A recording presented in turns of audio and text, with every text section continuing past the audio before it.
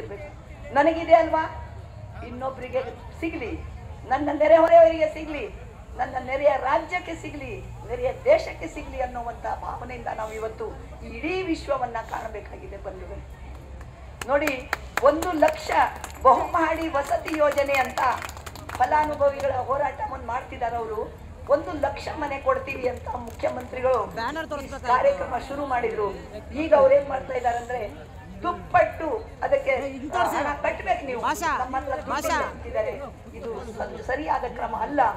ಆ ಜನಗಳಿಗೆ ಬರೋದು 10,000 ಸಂಬಳ, 8 ಇಲ್ಲ ಅನ್ನುವಂಥ ಬೇಡಿಕೆ ಇಟ್ಟಿಲ್ಲ. ನಾವು ಏನ್ ಕೇಳ್ತಾ ಇದೀವಿ ನಿಮಗೆ, ನೀವು ನೋಡಿ ಒಬ್ಬ ಪ್ರಜೆಗೆ ಯಾವ ರೀತಿ ಸರ್ಕಾರ ನೋಡ್ಕೋಬೇಕು ಅನ್ನೋದನ್ನ ಈಗಿನ ಸರ್ಕಾರ ತಿಳ್ಕೊಂಡಿದೆ ಅಂತ ನಾನು ಭಾವಿಸ್ತೀನಿ. ಯಾಕೆಂದ್ರೆ ಹೆಚ್ಚು ಮಾನವೀಯತೆಯಿಂದ ಕೂಡಿರುವಂಥದ್ದು.